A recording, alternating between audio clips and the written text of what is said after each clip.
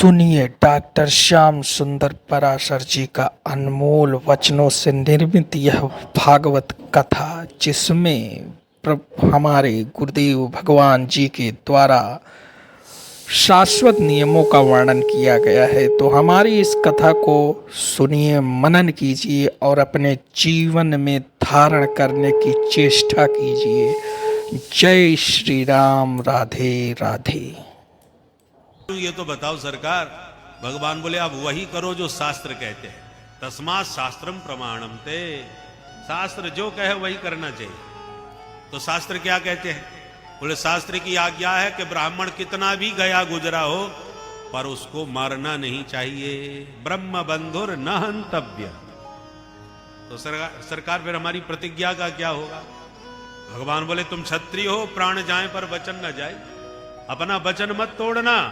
और शास्त्र भी कहते हैं आतताई वधारहण, आतताई कोई भी हो उसका वध ही उचित होता है, इसलिए किसी भी हालत में जिंदा न छोड़ना। अर्जुन ने कहा धन्य है महाराज, आप हमको सुलझा रहे हो कि और उलझा रहे हो? दोनों तरफ की बात कह दी आपने कि ब्राह्मण है इसलिए मारना मत, पर आतताई है इसलिए किसी भी हालत में छोड़ना मत। तो करना क्या चाहिए ये तो बताइए। भगवान बोले जो शास्त्र कहते हैं वो हमने बता दिया, संविधान की धाराएं हमने गिना दी, अब तुम्हें जो अच्छा लगता है वो करो। सोई अर्जुन समझ गए प्रभु क्या कहना चाहते हैं। गला काटने से ही मारना नहीं होता। प्रतिष्ठित माननीय सम्मानित व्यक्ति का भरे समाज में घोर अपमान हो जाए, समझो वो जीता जी मर ही गया। संभावितस्य चा कीर्ति मरणादतिरिच्यते।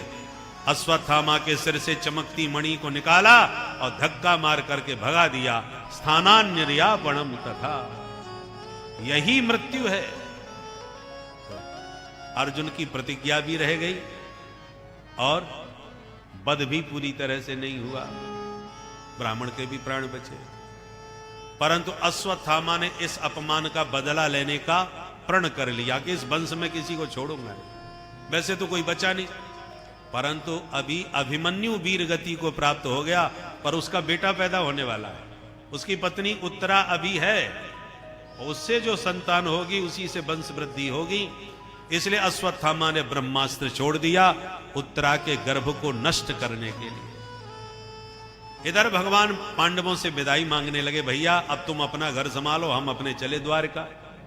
और जाने के लिए रथ में बैठने ही वाले थे कि भवन के भीतर से भागती हुई भगवती उत्तरा ने आके प्रभु के चरण पकड़ लिए। पाहे पाहे महायोगी देव देव जगत्पते, नान्यं त्वदभयं पश्ये यत्र मृत्यु परस्परम। पाहि माम केशव पाहि माम। भगवान तुरंत समझ गए कोई गड़बड़ है। उत्तरा बोली सरकार आज मुझे आपके अतिरिक्त तो कोई दूसरा अपना रक्षक नजर नहीं आता, मेरी रक्षा करो प्रभु। इसको कहते हैं अनन्य शरणागति। ध्यान दीजिए, उत्तरा के सामने सभी पूरा परिवार खड़ा था, पांचों पांडव खड़े थे, परंतु किसी को नहीं देखा। उत्तरा ने सीधे भगवान के चरणों को पकड़ा। इसको कहते हैं अनन्यता, किसी अन्य का किंचित भी आश्रय न लेना। द्रौपदी के ऊपर संकट आया, पर द्रौपदी ने 5 पतियों को देखा, पितामह को देखा, गुरुजी को देखा। जब सबके सिर नीचे हो गए तब परमात्मा को याद किया। पर उत्तरा ने गलती नहीं करी, वो तो सीधे आकर के भगवान के चरणों में गिरी बिना किसी अन्य को देखे। नान्यम त्वद भयम पश्ये यत् मृत्यु परस्पर, सीधा कह दिया। शरणागति के 6 सूत्र होते हैं, उन 6 सूत्रों के अनुसार शरणागति ग्रहण करनी चाहिए। वो शरणागति के 6 सूत्र कौन कौन से? षड्विधा शरणागति। आनुकूलस्य संकल्पः, प्रातिकूलस्य वर्जनम्, रक्षस्य तीति विश्वासो, गोप्तृत्व वर्णम तथा, आत्मनिक्षेप कार्पण्यम, षड्विधा शरणागति। ये 6 प्रकार की शरणागति। शरणागति का पहला सूत्र है आनुकूलस्य संकल्पः। हे प्रभु, हम सदा आपके अनुकूल बन के रहेंगे, आपके विरुद्ध कोई आचरण नहीं करेंगे। किसी के मन को जीतना है तो पहले उसके अनुकूल बनना सीखो। बोलो राधे राधे। बराबरी करोगे या अपनी कुछ विशेषता दिखाने की कोशिश करोगे तो बात नहीं बनेगी। आप किसी का हृदय जीतना चाहते हो तो एक सूत्र अपना लो, कैसे उसके अनुकूल बने। और अनुकूल बना कैसे जाता है कि उसकी इच्छा को समझो, उसका मनोरथ क्या है, वो क्या चाहता है।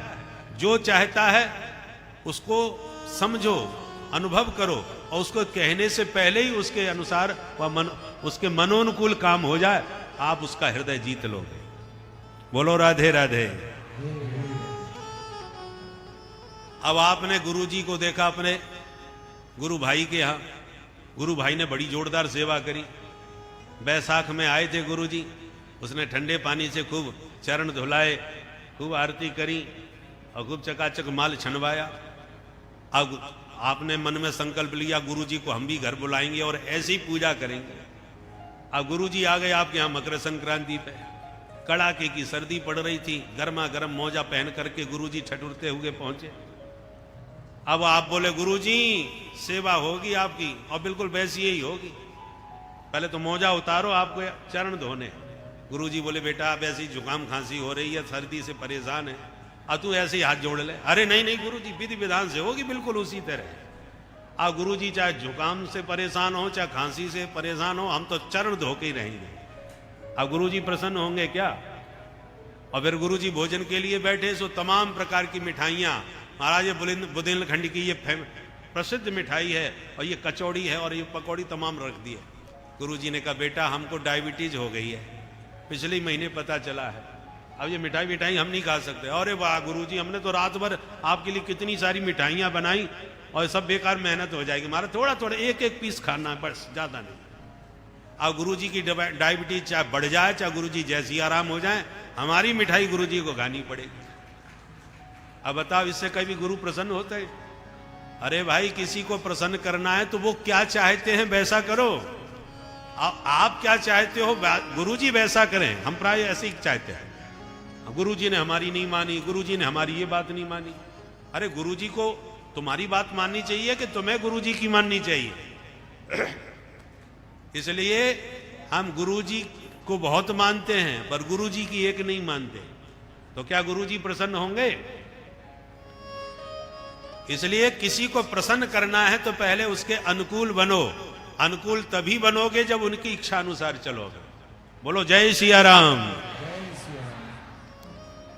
यदि बागेश्वर धाम को मानते हो, बागेश्वर महाराज के प्रति आपकी समर्पित भाव निष्ठा है, तो वो जो संदेश दे रहे हैं उस संदेश को मानो। हिंदू राष्ट्र की जो उद्घोषणा कर रहे हैं वो भावना आपके भीतर भी जागृत होनी चाहिए, तब पता चलेगा कि वास्तव में आप धाम के प्रति निष्ठावान है, सच्चे उपासक हो गुरु जी के हैं।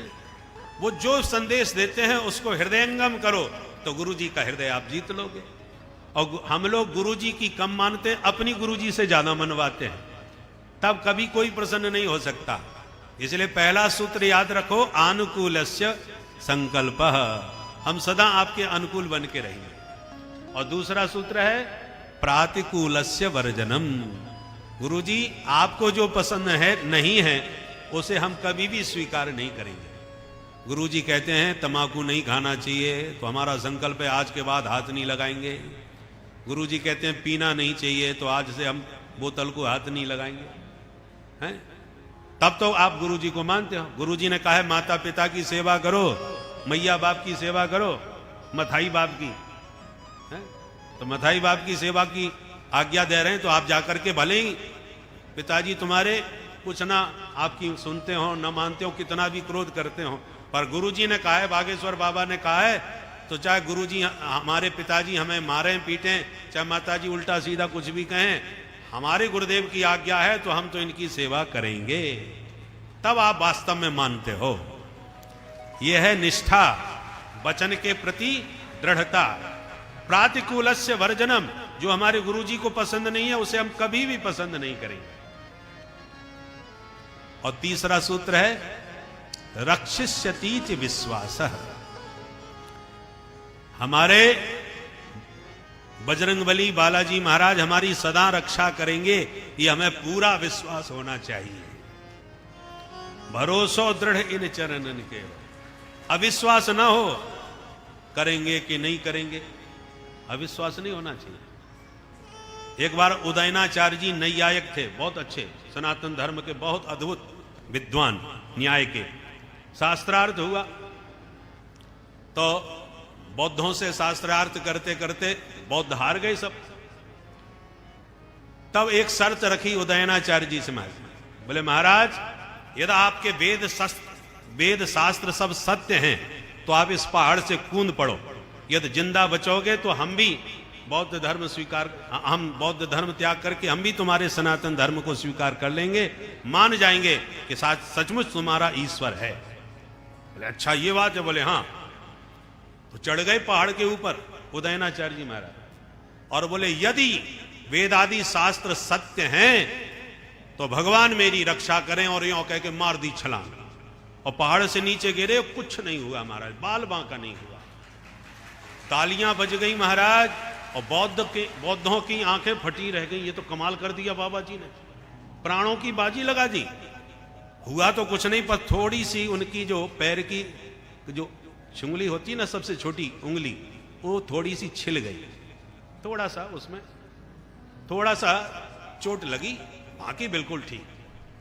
अब शास्त्रार्थ तो जीत गए, सब प्रकार से सनातन धर्म का झंडा फहरा दिया, परंतु उंगली छिल गई तो नाराज हो गए भगवान से कि मेरी उंगली भी छिली तो क्यों छिली, तुम्हारे ऊपर हमने अपने प्राण की बाजी लगा दी और तुम हमारी रक्षा नहीं कर पाए, हमको चोट क्यों लगी?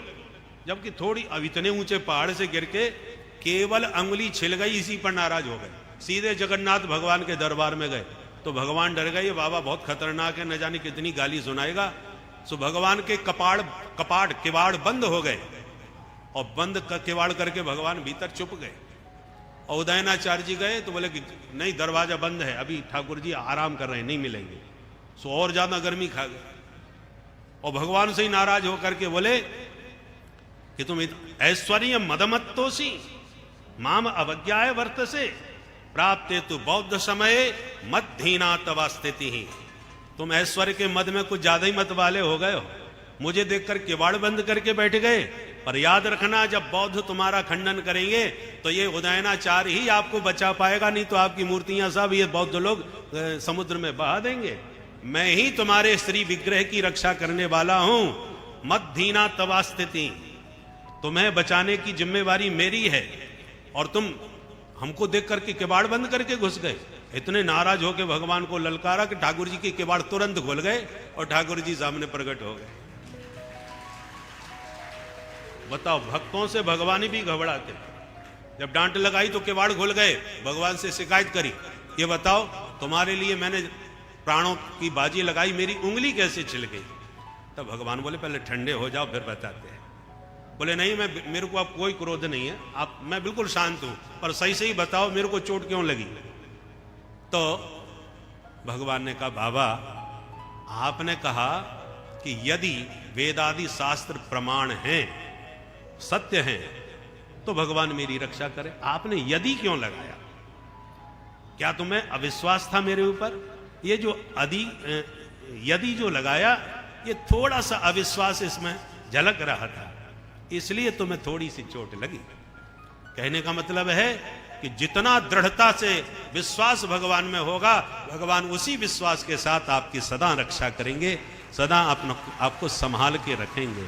इसलिए रक्षिष्यति इति विश्वास, ये विश्वास दृढ़ता के साथ आपके भीतर होना चाहिए कि भगवान सदा हमारे साथ हैं, सदा हमारी रक्षा करेंगे।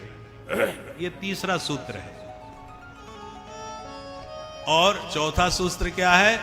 गोप्तृत्व वर्णम तथा, भगवान के अलावा किसी पर भी विश्वास नहीं होना चाहिए, एक निष्ठ होना चाहिए। एक भरोसो एक आस विश्वास, एक भरोसो एक व्रत एक आस विश्वास। अन्याश्रय ग्रहण नहीं करना चाहिए, भगवान को रक्षक के रूप में वर्ण कर लेना। जैसे उदाहरण से देखो, किसी की सगाई हो गई। सगाई होने का मतलब ये हुआ कि आपका पति निश्चित हो गया, कन्या ने अपना पति स्वीकार कर लिया, परंतु जब तक शादी नहीं होगी तब तक पति की आपके ऊपर कोई गारंटी नहीं, पति की कोई जिम्मेवारी तब तक नहीं है जब तक पाणी ग्रहण नहीं हुआ। सगाई हो गई तो बात तो पक्की हो गई, पर जब 7 फेरे हो जाएंगे, वो आपका हाथ थाम लेगा, बरमाला हो जाएगी, तब उसकी जिम्मेवारी अब प्रारंभ हो जाएगी। अब आपका खाना पीना, घुमाना, सुरक्षा करना, ये सारी जिम्मेवारी जिसने विवाह किया है उसकी हो जाती है। एक सामान्य स्त्री का हाथ पकड़ने के बाद एक सामान्य पुरुष भी जिंदगी भर के भरण पोषण की गारंटी ले लेता है। तो जो जगत के पति हैं उनकी शरण में जाओगे, वो तुम्हारा पाणी ग्रहण करेंगे तो क्या वो तुम्हारी रक्षा नहीं करेंगे? इसलिए भगवान जगत पति हैं। यदि आपने उनको अपना आत्मसमर्पण किया है तो उन पर भरोसा भी पूरा करना पड़ेगा कि मेरे परम पति परमात्मा मेरी रक्षा करेंगे। एक जंगल की भीलनी या जंगल की कोई भी कन्या, यदि उसके ऊपर किसी सम्राट का मन आ गया, कोई राजा उस पर प्रभावित हो गया और उसे विवाह कर लिया, तो कल तक जो जंगल में भटकती डोल रही थी पशु पक्षियों के बीच, अब राजा ने शादी करके उसको अपनी रानी बना लिया, तो अब उस कन्या की तरफ, उस रानी की तरफ आप आंख उठा के भी नहीं देख सकते। कल तक उसे दुत्कार के भगा देते थे, ये जंगली है, पर अब रानी बन गई, भगाने की तो कौन कहे, बोलने की चालने की तो बात क्या कहे, आप आंख उठा के उसे नहीं देख सकते, क्योंकि राजा आपकी आंख नौ चलेगा कि महारानी की तरफ आपने आंख कैसे उठाई। यह है राजा की रानी बनने का चमत्कार। तो जो जगत के पिता हैं, जगत के पति हैं, उनको आपने आत्मसमर्पण कर लिया और उस परम पिता परमात्मा ने आपका हाथ थाम लिया, तो ब्रह्मांड में किसकी शक्ति है जो तुम्हारी तरफ आंख उठा करके देख सके? पाताल भूतल व्योमश्चारिण छद्मचारिण न द्रष्टुमपि सक्तास्ते रक्षितम राम नाम भी। भगवान की कृपा का कवच जो धारण किए है, ब्रह्मांड में किसी की सामर्थ्य नहीं उसकी ओर कुदृष्टि से देख सके। इसलिए भगवान का वर्ण कर लो, यमे वैस वृणुते तेन लभ्य। जब तक आप उनका वर्ण नहीं करोगे तब तक भगवान की कोई गारंटी आपकी नहीं है। जिसने भगवान को आत्मसमर्पण करके अपना वर्ण कर लिया, वर्ण वर का किया जाता है, गायत्री मंत्र में भी वरेण्यम, हम उसका वर्ण कर रहे हैं, ये भाव प्रकट होता है। तो आपने वर्ण कर लिया तब भगवान की गारंटी चालू हो जाती है तुम्हारी रक्षा की और भरण पोषण की। ये चौथा सूत्र है। और 5वां सूत्र है आत्मनिक्षेप। अपने आप को पूरी तरह भगवान के चरणों में डाल दो। जाही विधि राखे राम, ताही विधि रहिए, सीताराम सीताराम सीताराम कहिए। भगवान के चरणों में आत्मनिवेदन कर देना, आत्मसमर्पण कर देना, ये 5वां शरणागति का मंत्र है। और 6वां सूत्र है कार्पण्यम। कार्पण्य का मतलब हमेशा नैत्यानुसंधान करते रहना, अपने को छोटे से छोटा बना करके रखना। जहां बड़े बनने की कोशिश करोगे तो भगवान से दूर हो जाओगे। जितना छोटा बन के रहोगे उतना ही भगवान के लाडले प्यारे दुलारे बन जाओगे। छोटे बछड़ा पय पिए, बड़े होए भूस खात। बछड़ा छोटा होता है तो मैया का दूध पी करके खूब किलकारी भर के उछलता है। वही बछड़ा जब बड़ा हो गया तो भूसा खाने को मिलता है, हल चलाने को मिलता है, गाड़ी हाँकने को मिलती है। बड़ा बनते ही बेचारी की दुर्दशा हो जाती है। इसलिए हमेशा छोटे बन करके रहो। जैसे हमारे महाराज जी कहते ना बागेश्वर बाबा कि भैया हम कुछ नहीं जानते, चमत्कार तो यही दिखा रहे, और कहते बोले हमारे बालाजी महाराज का चमत्कार है, हम कुछ नहीं जानते। तो जितना छोटे बन के रहोगे, निराभिमानी बन के रहोगे, भगवान के उतने ही लाडले बने रहोगे। मैया के 5 बेटा होते हैं, पर जो सबसे छोटा 2 महीने का है, मैया 24 घंटे उसी को गोद में लेके रखती है। और बच्चे सयाने हैं तो कहते चलो घूमो फिरो जाओ। उसी प्रकार छोटे बन के बालवत रहोगे तो हमेशा भगवान के लाडले प्यारे दुलारे बन करके बने रहोगे। राई के 20 हिस्सा तापुन पाछे 20, और ताते नन्ने वह रहो तब मिले हैं जगदीश। कुल बागेश्वर धाम की जय श्री बालाजी महाराज की जय। इसलिए हमेशा जैसे माँ का छोटा बच्चा रहता है, ऐसे ही आप भी भगवान के छोटे बच्चे बन करके रहो। करऊं सदा तिनकी रखवारी, करहूं सदा तिनकी रखवारी, करहूं सदा तिनकी रखवारी,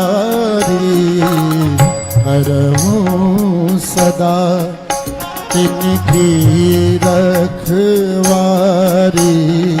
जिमी बालक राखे महतारी, जिमी बालक राखे महतारी, करऊं सदा तिनकी रखवारी, करहूं सदा जिनकी रखवारी।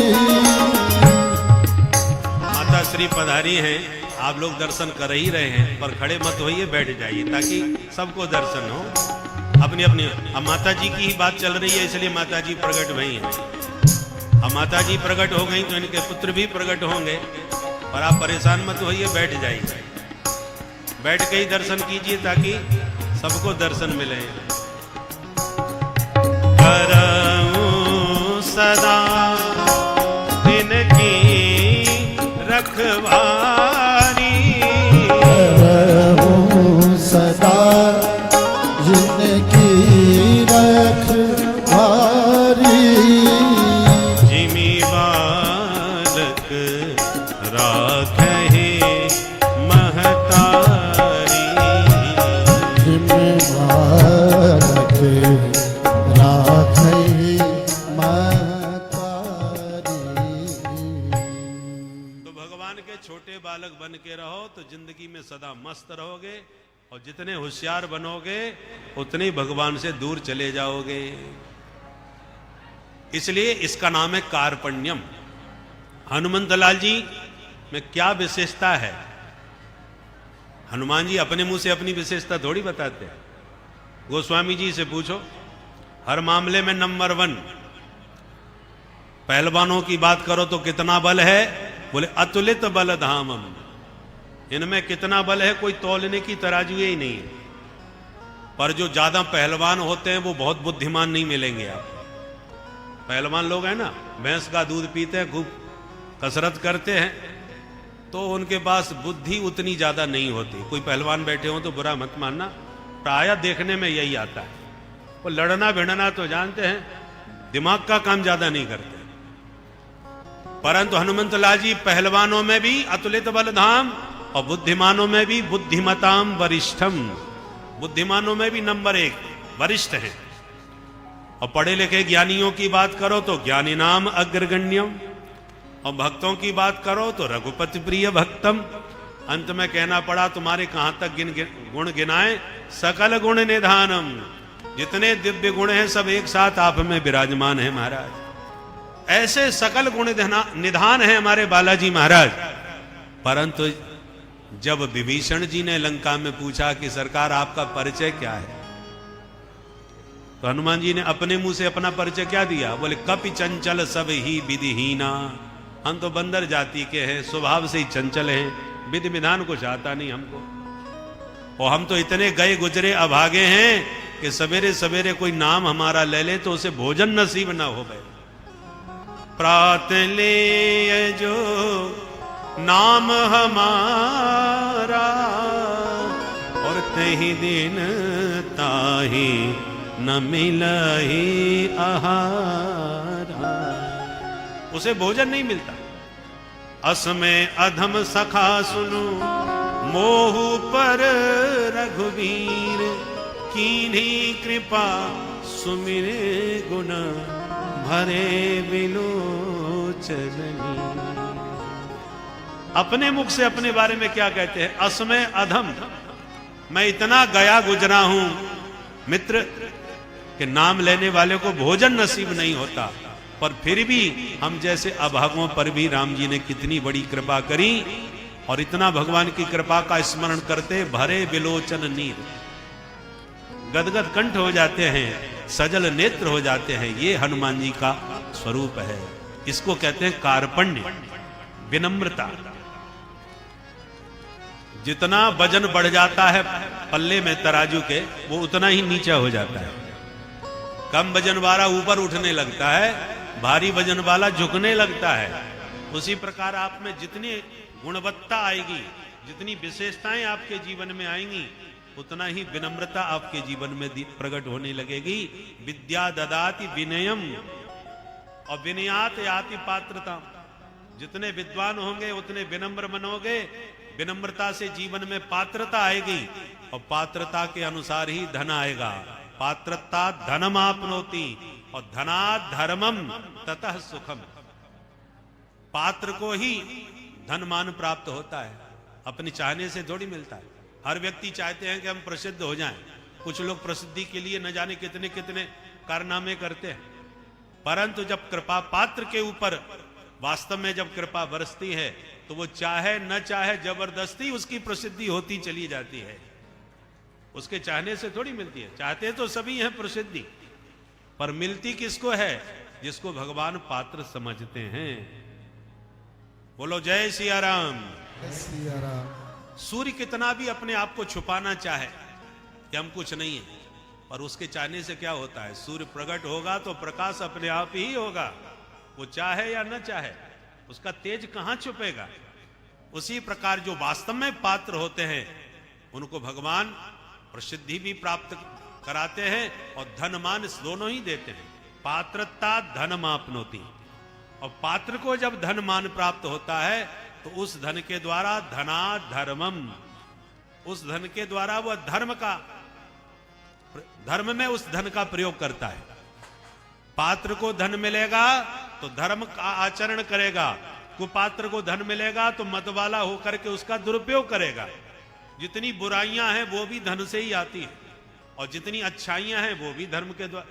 धर्म की अच्छाइयां भी तो धन से ही होती हैं। अब 151 कन्याओं का विवाह होगा तो क्या बातों से थोड़ी हो जाएगा? वो भी तो धन से ही होगा। तो पात्र को धन मिला तो कन्याओं का विवाह हुआ, और अब हमने तो सुना है कि सब कन्याओं को एक एक मोटरसाइकिल भी मिलेगी। बताइए, एक कन्या का विवाह करने में लोगों की नींद हराम हो जाती है। यहाँ हर साल हो रहा है, चालू हो गया बालाजी महाराज की कृपा से। और लोग करते भी हैं विवाह, तो कोई साड़ी देगा, कोई 2-4 आभूषण दे देगा, मोटरसाइकिल भी मिल रही है, और तमाम कितना, हमने तो पिछले बार आकर के देखा था, कितना दान दहेज मिला। तो धनात् धर्मम, पात्र को धन मिलेगा तो उससे निश्चित रूप से धर्म में उसका प्रयोग होगा, धर्माचरण होगा। और धर्म करने से क्या फायदा होगा? बोले धनात् धर्मम ततः सुखम। धर्म ही सुख का मूल है। जितना आप धर्मनिष्ठ होंगे, जितना आपके द्वारा धर्माचरण होगा, उतना ही आपके जीवन में सुख, शांति और दिव्य आनंद की अनुभूतियां होंगी। धर्म से ही सुख प्राप्त होता है। हर व्यक्ति सुखी होना चाहता है, पर सुख का मूल जो धर्म है वो धर्म करना नहीं चाहेगा। और कोई भी व्यक्ति दुखी होना नहीं चाहता, पर दुख का मूल है पाप, पर पाप किए बिना कोई नहीं मानेगा। तो पाप का मूल तो त्यागना नहीं चाहते, पर पाप के फल से बचना चाहते हैं। पर धर्म का फल सब चाहते हैं, पर धर्म करना कोई नहीं चाहते। धर्मस्य फलमिच्छन्ति धर्मम नेक्षन्ति मानवा, और पापस्य फल नेक्षन्ति पापम कुर्वन्ति यत्नतः। पाप जानबूझ के करते हैं, पर पाप का फल नहीं चाहेंगे। और धर्म कोई नहीं करेंगे, धर्म का फल सुख सभी चाहेंगे।